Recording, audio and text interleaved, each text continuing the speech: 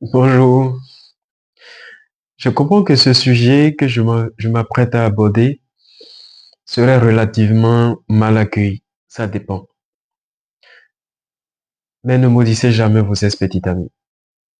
C'est la malcompréhension des choses qui fait qu'après la rupture d'une relation, on se met à maudire les ex-petites amies, on se met à les critiquer, voir leur mauvais côté et tout. Mais si vous êtes quelqu'un qui comprend réellement ce que c'est que la spiritualité, vous verrez que c'est vraiment une ingratitude, je pèse bien mes mots, c'est vraiment une ingratitude que de juger ou bien de condamner un ex-petit ami, ou encore moins de le maudire. Alors dans cette vidéo, je vais vous décortiquer l'importance qu'a eu cette personne-là dans votre vie, que vous l'ayez suspecté peut-être ou pas. Je vais le décortiquer un à un pour vous et surtout attirer votre attention sur certaines choses en fait. Mais avant de continuer, j'aimerais poser trois questions. Trois petites questions. La première, quand vous repensez au moment où vous avez connu votre ex-petite amie, étiez-vous prête à le rencontrer en ce lieu-là? Est-ce que vous saviez d'avance que vous allez le rencontrer en ces lieux et dans ces circonstances? Vous vous êtes préparé pour ça? Ma deuxième question, si votre rencontre était une pure coïncidence, d'accord? Un simple fait du hasard, pourquoi n'aviez-vous pas anticipé sur le fait que celui-là même allait devenir votre bourreau et simplement passer votre chemin sans lui dire oui en fait. Ma troisième question, toi femme, quand tu repenses au moment où vous vous êtes connus, repense à tous ces hommes qui t'entouraient en ce temps-là. Pourquoi n'as-tu pas fait le choix sur autre personne que sur lui en ce moment-là? Celui-là même qui allait te faire souffrir plus tard. En fait, je pose toute cette question pour simplement attirer votre attention sur le fait que rien n'est du hasard. Rien n'est au hasard. Votre âme a planifié cela afin que vous puissiez acquérir des expériences, afin que vous puissiez grandir. Il n'a été, comment dire, je parle de votre S, il ou elle n'a été qu'un simple euh, objet sur un échiquier en quelque sorte. Et cela va dans votre avantage à vous, en fait. C'est vrai que lui aussi, de son côté, vous êtes un pion sur son échiquier, en fait. Dites-moi, honnêtement, après que votre ex-petite amie vous ait quitté et que vous êtes resté dans atroce souffrance, que vous êtes resté dans votre solitude à se morfondre sur votre vie, à maudire l'ex en question et à en vouloir à la vie et tout, qu'avez-vous appris réellement? Qu'est-ce que vous avez retenu comme leçon de la relation? Et si votre réponse est désormais, je ne dois plus faire confiance à une femme, ou bien désormais, je dois fuir les hommes riches, ou bien les hommes pauvres, ou bien simplement, je dois faire ceci, ou bien des choses superficielles, c'est que vous n'avez rien compris. Ce n'est pas de l'insulte, c'est juste un fait. Vous n'avez absolument rien retenu, vous n'avez rien compris. Et dans ce cas, vous êtes appelé à répéter encore le test. Vous êtes appelé à refaire encore l'expérience là. Une seconde fois, une troisième fois, une quatrième fois, jusqu'à ce que vous compreniez. Il y a des gens qui ont cumulé plus de 20 partenaires. Déjà, à l'âge de 25 ans, si j'ai bonne mémoire de la personne à qui je suis en train de penser actuellement. Il y en a des gens qui, à 30 ans, ont cumulé énormément d'expériences relationnelles, mais qui continuent toujours de faire l'expérience, en fait. C'est parce que depuis le début, vous n'avez pas retenu la leçon que vous devez retenir. C'est voilà pourquoi vous tournez toujours en boucle. Voilà pourquoi vous tournez toujours dans ce cycle-là, sans arrêt. Mais dès lors que vous touchez de main la leçon que vous devez apprendre, le cycle s'arrête et vous tombez sur l'homme idéal. Je vais prendre des exemples pour mieux m'expliquer. Je prends le cas d'une femme qui dépend entièrement de son homme, à 100% de son ex-petite amie, qui dépendait entièrement de son ex-petite amie. Après la rupture, ce que vous devez retenir comme leçon est simplement le fait que votre âme aspire à une liberté, à une indépendance. Vous ne devez pas dépendre à 100% puisque l'âme, lui, il est indépendant. Complètement indépendant en fait. Même si les connexions existent entre les esprits, les âmes et tout, chacun est indépendant, libre. Remarquez que lorsque vous étiez en couple avec la personne qui pourvoit à tous vos besoins, cette personne-là qui vous donne tout à 100%, remarquez que vous n'étiez pas libre dans cette relation-là. Toutes les décisions que vous devez prendre passent par lui. Et si vous faites encore moins geste, vous allez sentir une certaine gêne quant au comportement de votre partenaire là, en ce moment-là. En fait, ce n'est pas vraiment la liberté, ça. Et l'âme voudrait que vous soyez libre. L'âme voudrait que vous soyez indépendant, que vous soyez beaucoup plus heureuse. L'objectif, c'est d'être heureux, épanoui plus tard. Je vais prendre un autre exemple. Je prends l'exemple d'une femme qui est totalement gentille, doux, aimable. Elle est douce, voilà, elle est très douce, aimable, gentille, compréhensive. C'est une femme qui n'aime pas trop les palabres. C'est une femme extrêmement douce. D'accord? Vous allez voir que ces genres de femmes ont tendance à tomber sur des hommes solides, des hommes, des vrais masculins en fait. Ces genres de femmes ont tendance à tomber sur des hommes, je vais pas appeler ça très brutal, mais ce sont des hommes qui sont dans le high level de leur masculinité. Vous comprenez un peu là où j'en viens? Et c'est pareil, c'est pareil également pour les hommes qui sont mous. Que les hommes m'en excusent, c'est juste les faits. Lorsque l'homme est trop doux, calme, gentil et vraiment très mou, il a tendance à tomber sur une femme solide. Il a tendance à tomber sur des femmes qui, on aurait dit, femmes-hommes, quoi. Des femmes entreprenantes, des femmes battantes, des femmes fortes. Ces gens d'hommes-là ont tendance à tomber sur des partenaires pareils. Le but ici, c'est que vous puissiez, euh, comment dire, équilibrer votre énergie masculine et féminine. C'est ça votre but. Que vous puissiez arriver, en fait, c'est le but de l'âme. Puisque c'est lui qui orchestre tout ceci derrière. C'est lui qui a planifié toutes ces rencontres-là. En fait, que vous puissiez apprendre de ces expériences-là et grandir, pouvoir transcender. C'est ça son objectif, d'accord? Et être beaucoup plus épanoui, beaucoup plus heureuse. Maintenant, lorsque je reprends le cas de la femme qui est gentille, calme, douce et tout, lorsqu'elle rencontre un homme d'un caractère chaud,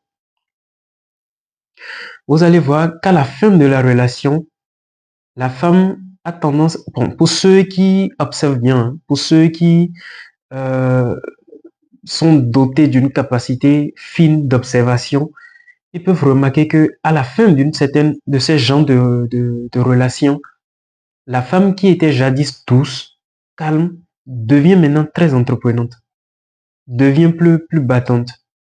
Et aussi pour le cas de l'homme où l'homme est timide en fait, où l'homme est doux, calme et tout, après la rupture, cet homme-là commence pas à se prendre en charge, commence pas à se prendre, commence pas à se prendre au sérieux, commence pas à prendre la vie en main, quoi, commence pas à prendre sa vie en main.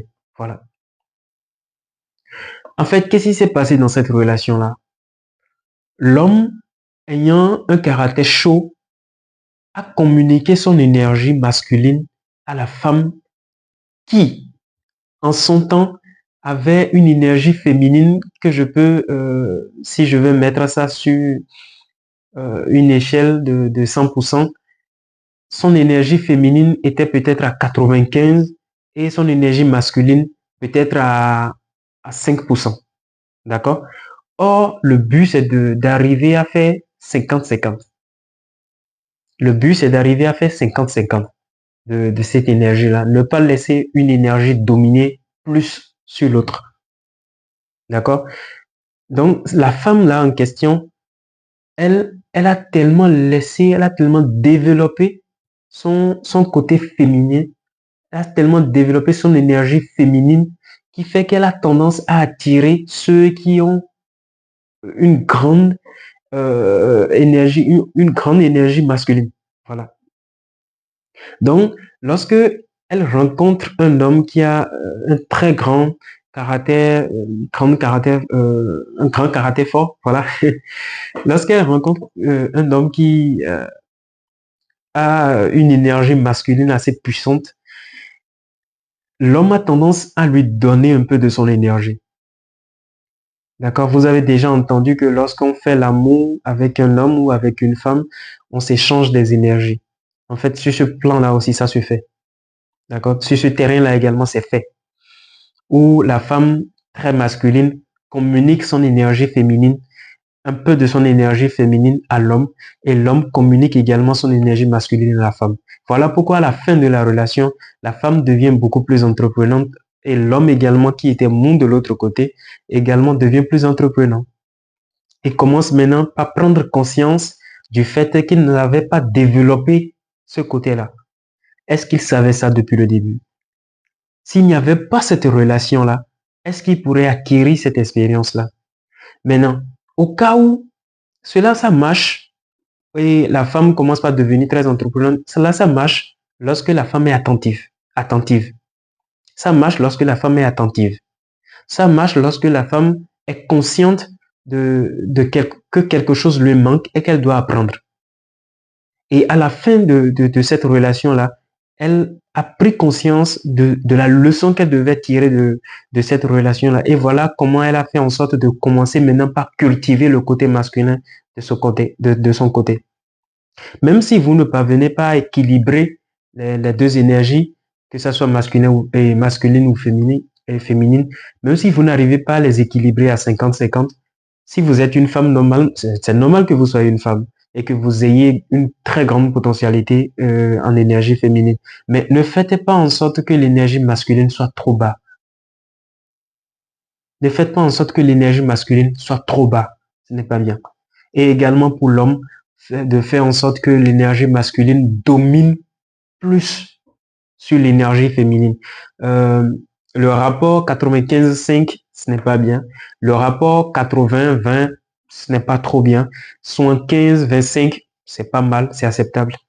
Maintenant, vous allez peut-être vous poser la question de savoir, est-ce que ce n'est pas possible de rester dans la relation avec cette personne-là et de croître son énergie qu'on n'a pas encore cultivée en soi? Oui, il est bien possible. C'est très possible même. C'est comme un enfant, c'est comme un enfant qui refuse de faire quelque chose. D'accord? On lui dit, va déposer telle chose à tel endroit. L'enfant refuse. Généralement, vous allez constater, il y a certains parents qui commencent par fouetter l'enfant et en lui répétant en même temps, cela se passe généralement en Afrique, en lui répétant en même temps, si tu ne vas pas déposer ça là-bas, je vais continuer par te frapper jusqu'à ce que tu aies déposé ça là-bas. C'est un peu ça avec les relations. Tant que vous n'avez pas, tant que vous ne vous êtes pas levé pour aller déposer cette chose-là là-bas, vous serez en train de subir ça à chaque relation. Vous allez tourner de nombreuses relations jusqu'à ce que vous vous leviez pour aller déposer cette chose qu'on vous a demandé d'aller déposer là-bas. Donc, du coup, lorsque vous comprenez très vite que vous devez réagir, que vous devez être consciente de quelque chose vous manque, dès lors que vous prenez conscience de ça, ça marche. Dès lors que vous prenez conscience réellement de ce qu'il y a quelque chose qui vous manque, que vous n'avez pas encore appris certaines choses, dès lors que vous prenez cette conscience-là en charge, ça marche, ça va. Là, vous n'avez plus besoin de quitter la relation, d'autant plus que l'objectif est atteint. L'homme a atteint son objectif avec ce partenaire-là. On estime que la douleur fait grandir la conscience. C'est comme ça, en fait, que les choses se passent en réalité. On estime que la douleur fait grandir la conscience. On estime que la douleur apprend mieux. La douleur enseigne. Voilà pourquoi l'âme a tendance à utiliser la douleur ou bien le chagrin ou bien la déception pour apprendre des leçons, oui, pour apprendre des leçons sur la terre. C'est comme ça. Voilà pourquoi je disais au début que vous ne deviez pas maudire votre ex-petit ami. Il n'a peut-être pas conscience du bienfait qu'il est venu vous apporter dans votre vie. Et vous-même, vous n'avez pas conscience du bienfait que vous lui avez porté à lui. D'accord? Vous n'avez même pas conscience en fait de ça. Ce que vous avez plus euh, à offrir, ce que vous avez cultivé le plus en vous, c'est cela vous partagez tout de suite lorsque vous allez en relation avec quelqu'un. Surtout si la personne n'en a pas cette chose-là. Vous mettez cet avantage-là en avant et vous communiquez avec cette personne-là avec ce que vous avez de plus à offrir. Donc désormais, lorsque vous voulez vous engager dans une relation amoureuse, sachez que vous êtes là pour apprendre. Sachez que l'expérience amoureuse, la relation amoureuse que vous veniez ou bien que vous vouliez entamer avec cette personne-là, c'est pour vous conduire à un plan supérieur. C'est pour que vous puissiez grandir dans votre mental, dans votre conscience. D'accord? Alors, s'il vous plaît, c'est inutile de maudire les ex. Ça ne leur fera rien. D'accord? Ça ne leur fera absolument rien du tout. Alors, qui vous ont fait mal ou qui vous ont quitté ou qui vous ont fait souffrir, ne les maudissez pas. C'est la malcompréhension qui conduit généralement à cela. À la place, retenez simplement la leçon que vous devez apprendre. Apprenez, asseyez-vous et repensez au moment à des choses que vous devriez normalement faire, des compétences ou bien des aptitudes que vous devriez avoir dans la relation que vous n'avez pas eues. Et faites l'effort de les impliquer désormais dans vos comportements, dans vos habitudes. D'accord. Si cette vidéo vous a plu, moi, ça a été pour moi un plaisir. Et si ça aide quelqu'un, j'en serais extrêmement fier. Alors, merci, à la prochaine.